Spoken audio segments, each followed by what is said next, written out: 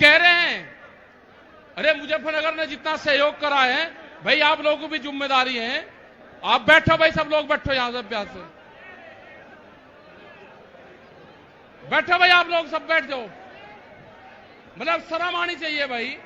जिनके हाथों में आपने कमान दे रखी, उन्हों की बात तो सुन लो, जो आपके लिए लड़ रहे हैं। एक मिनट, ये पूनम और ये होगी, इनको पीछे बैठाओ सबको। इनसे ये जो बैठे हैं इनको आप पीछे बैठा दो, जितनी जो लेडीज है ये आप बैठो, पीछे बैठ दो एक बार। स्टेज वाले को भी बिठा लो। हाँ, यहाँ बैठ लो आप। पूनम पंडित भी हैं, ये भी पीछे बैठो इनसे, आप लोग उन्हें भी हटाओ। स्टेज वाले को भी बिठा लो। और ये स्टेज के लोग भी नीचे बैठो। ये मतलब देखो, कोई लोग यहाँ पे बदतमीजी करने आ रहे हैं, वे फिर टीवी के माध्यम से बताएंगे हमारे साथ में न्यूसेंस हुई। उन्हीं के लोग न्यूसेंस करने वाले हैं, इस आंदोलन को बदनाम करने वाले हैं। उनसे बच कर रहना आप लोग। और ये जो यहाँ पे ये 50 लोगों का झुंड है, इन्हें मैं गिरवा कर फिर इनकी तलाश लूंगा आप कौन सी विचारधारा से हो। ये जो 50 लोग हैं, ये कौन सी विचारधारा से हैं, मैं इनकी जानकारी करूंगा फिर यंका यहीं। अगर आप खड़े हो गए, आपको यंके यहीं घेर के मैं तलाशी ले लूंगा आपकी। आप हो कौन? आप शांति से बैठे रहे, बदतमीजी मत करो यहां पे।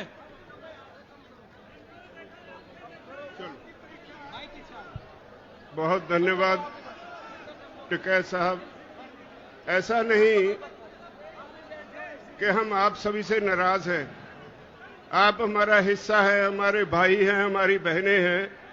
मैं कल आ रहा था पंजाब से, जिस तरह से रास्ते में आपने लंगर लगाए, जिस तरह से आप हमें इज्जत दे रहे थे, उसके लिए मेरे पास शब्द नहीं आपका धन्यवाद करने के लिए।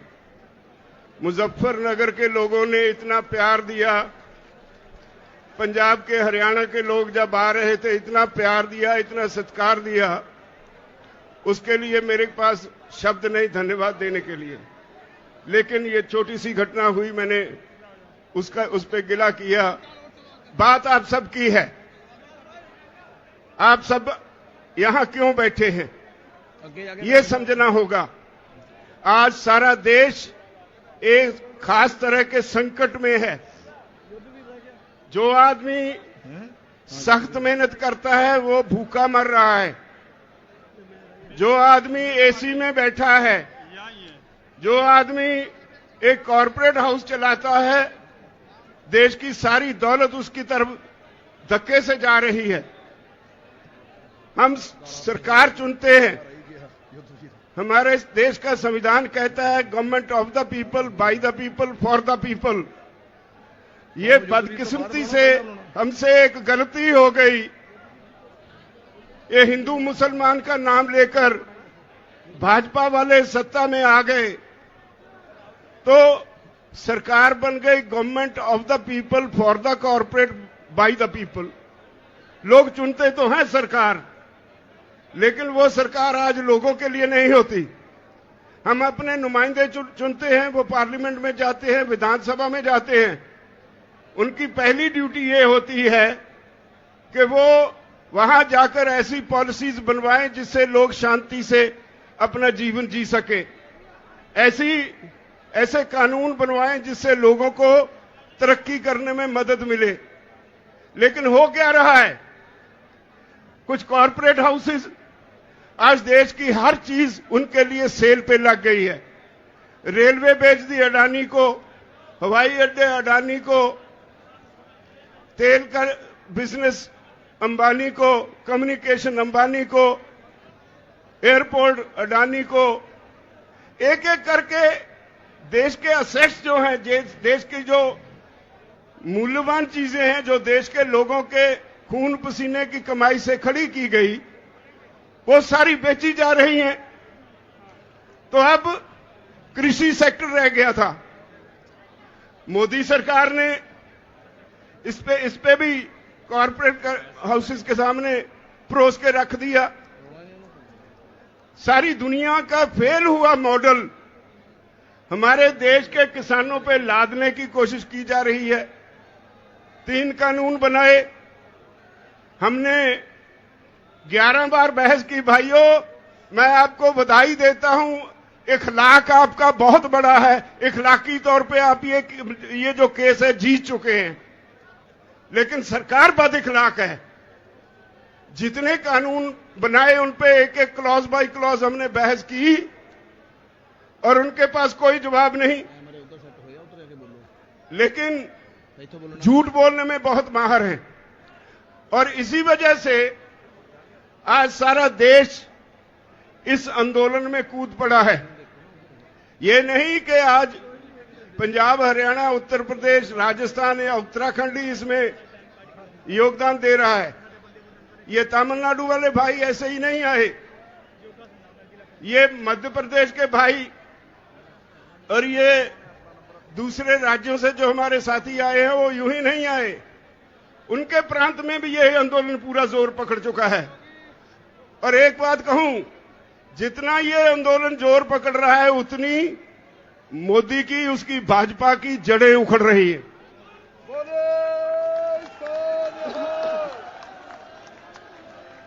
हमने बंगाल के चुनाव के वक्त कहा था कि हमारा काम नहीं है ये, अगर सरकार को वोट की राजनीति से बिना कोई बात समझ में नहीं आती तो हम वोट पे चोट करेंगे। हम बंगाल गए, वोट पे चोट की, तो आज कहां है वो जो पूरा जोर लगाया हुआ था अमित शाह और मोदी जी ने? मोदी दोनों को लोगों ने मांझ के रख दिया। जिंदाबाद।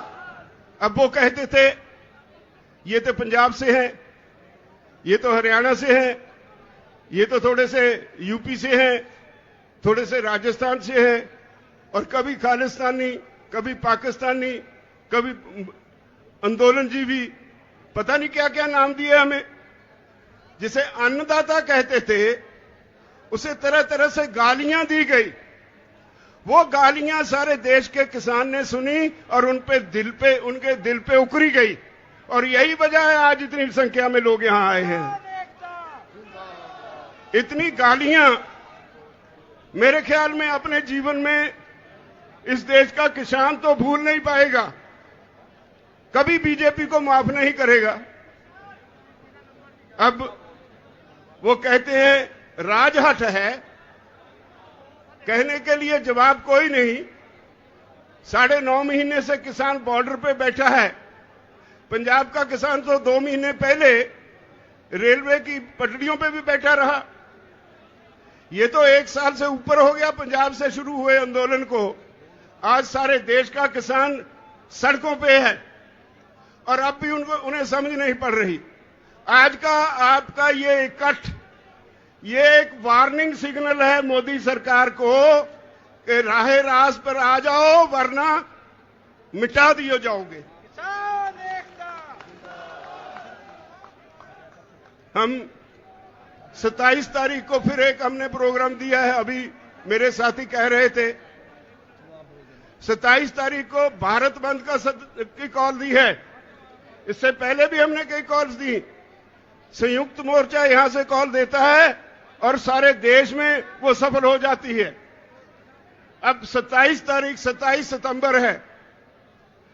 मेरी निवेदन है इस देश के किसानों के अलावा व्यापारी वर्ग को, मुलाजिम वर्ग को, वो कर्तव्य में है। ये आंदोलन सिर्फ किसानों का नहीं है, ये सारे देश के लोगों का आंदोलन है। देश की होंद का होंद बचाने का आंदोलन है, लोगों का अस्तित्व बचाने का आंदोलन है, भविष्य बचाने का आंदोलन है। बचोगे आप भी नहीं अगर इस किसान आंदोलन में साथ नहीं दोगे। बड़े बड़े कॉर्पोरेट हाउसेस, बहुत बड़े बड़े 10-10, 20-20 एकड़ में मॉल्स खोलने के लिए तैयार है यहां पे। अब कॉर्पोरेट हाउसेस के मन में एक पानी आ गया मुंह में। वो कहते हैं हर काम में घाटा हो सकता है, हर बिजनेस में घाटा हो सकता है, लेकिन कृषि में कभी घाटा नहीं होगा। इसलिए उन्होंने समझा कि हर आदमी खाना खाए बगैर तो जी नहीं सकता, तो जो कृषि में पैदा होता है उसको कब्जे में ले लो। आज दुनिया के विकसित देशों में, हाँ भाई फिर लगा लेना नारा, दुनिया के विकसित देशों में कॉर्पोरेट हाउसेस में दौड़ लगी है जमीन खरीदने की। लाखों हेक्टेयर जमीन एक एक कॉर्पोरेट हाउस खरीद रहा है। अगर वो सफल हो गए तो याद रखो, हर गरीब की रोटी अमीर कॉर्पोरेट हाउस के गोदाम में कैद हो जाएगी। ये देश दोबारा फिर गुलाम हो जाएगा। इसको बचाने की जरूरत है। इसको बचाने की जरूरत महसूस करके ये सारे देश का आंदोलन बन गया है। तो मेरी सबसे निवेदन है, जो भाई दूसरे काम भी करते हैं, बारी उनकी भी आने वाली है। जब सरकार हमें ये कहती है कि भाई आपकी ये कानून वापस लेने में हमें कोई आपत्ति नहीं, लेकिन हमने बहुत से सुधार किए हैं, बहुत से लेबर लॉज बनाए हैं। अगर आपके ये कानून वापस ले लिए तो कल को लेबर वाले आके बैठ जाएंगे। तो हमने कहा कि अगर इतने पाप किए हैं तो गंगा नहा लो एक ही बार, सारे वापस ले लो। और उनके पास कोई जवाब नहीं। इसका मतलब है वो मानते हैं कानून उन्होंने गलत बनाए, संवैधानिक तौर पे गलत बनाए, देश के लोगों के खिलाफ बनाए, देश के किसान के खिलाफ बनाए।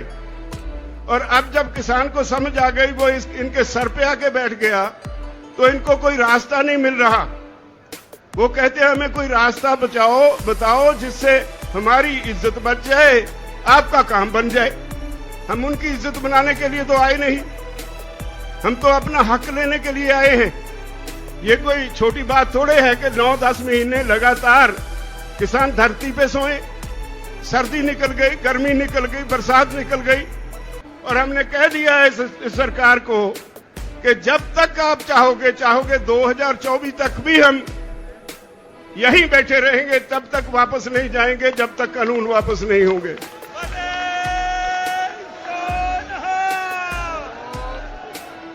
मुजफ्फरनगर की ये रैली, भाइयों, आपकी आज की ये रैली सारी दुनिया इसको देख रही है। पिछले हफ्ते अमेरिका में वहां के गोरे किसानों ने आपके हक में एक बहुत जबरदस्त मुजाहरा किया, और उन्होंने जो मैसेज सोशल मीडिया पे दिया, वो कहते हैं भारत के किसानों हम आपके साथ हैं, भारत के किसानों डरना मत।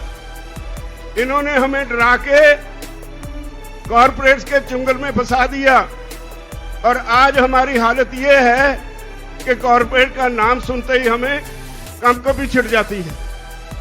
मत डरना इनसे, आपके साथ सारी दुनिया के लोग हैं। हाउस ऑफ कॉमन्स में 2 बार बहस हो चुकी है आपके इन कानूनों के ऊपर।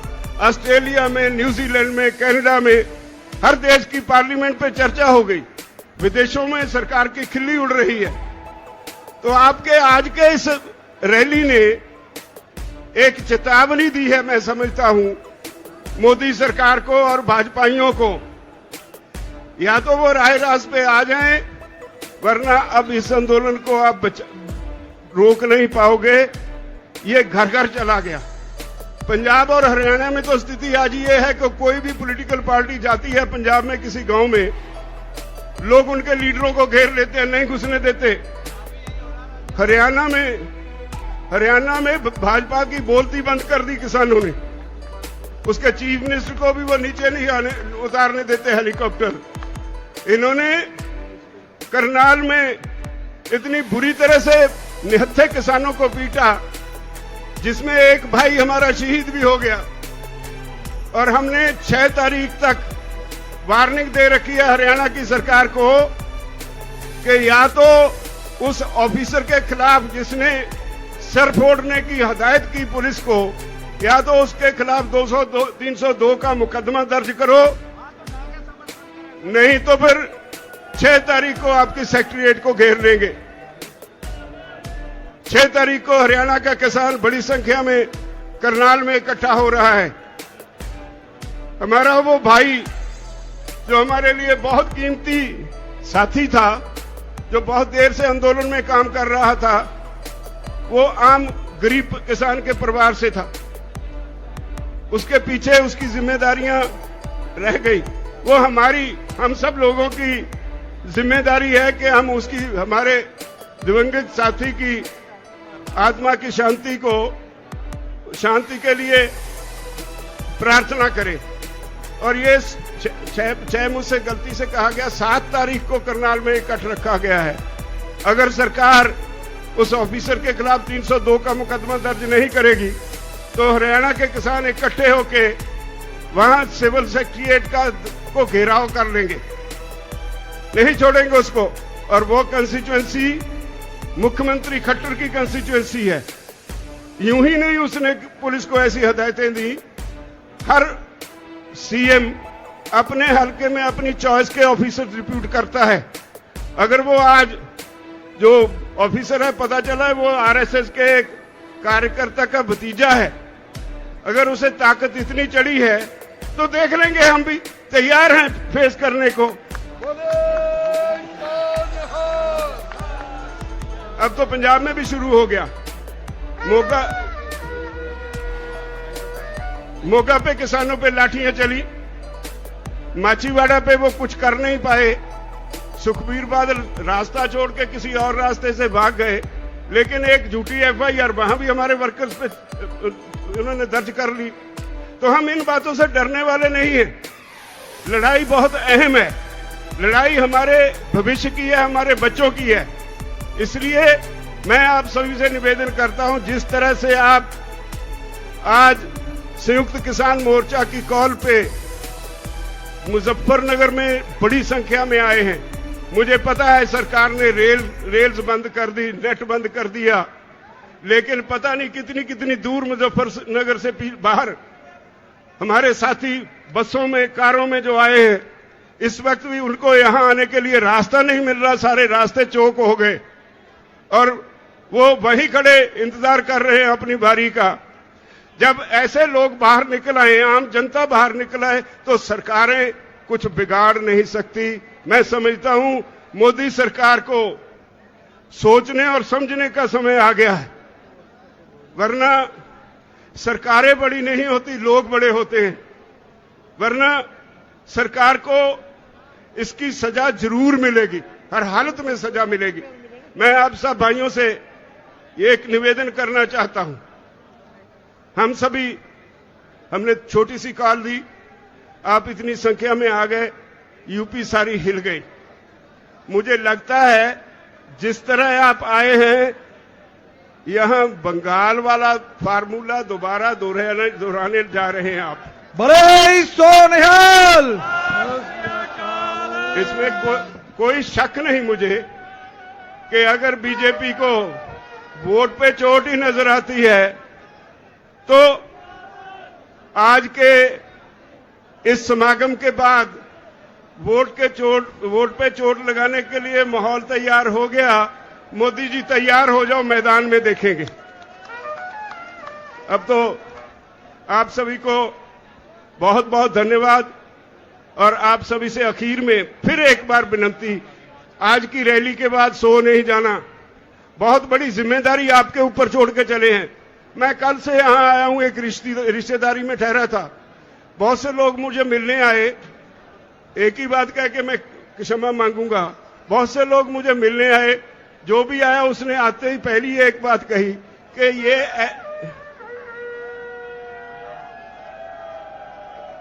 हर एक ने एक ही बात कही कि ये ग्राउंड ऐसी ग्राउंड है, जब मुजफ्फरनगर में इस ग्राउंड में रैली होती है और ये ग्राउंड भर जाए, इसका मतलब होता है यहां की सरकार गई। सोनिहाल, सत श्री अकाल। ये इस मैदान का इतिहास है। अगर यही इतिहास है तो भगवान करे जल्दी ये हमें सफलता मिले और उसको छुट्टी मिले। वो जो आजकल परेशान हैं तो उनको छुट्टी मिले इस काम से, वो अपने घर में मंदिरों में पूजा पाठ करें। और मुझे उम्मीद है कि आप सफल होंगे, हम जीतेंगे, हर हालत में जीतेंगे। मोर्चा जीता हुआ है, कोई हरा सकता नहीं। बहुत बहुत धन्यवाद। बोले सोनिहाल, सत श्री अकाल। देखिए मैदान आपसे चौधरी वाहिगुरु जी का खालसा, वाहिगुरु जी की फतेह। बहुत बहुत धन्यवाद। जो वीआईपी लंगर है आप उसमें भोजन ले ले। मैं मेधा पाटकर जी से निवेदन करूंगा 1 मिनट के लिए।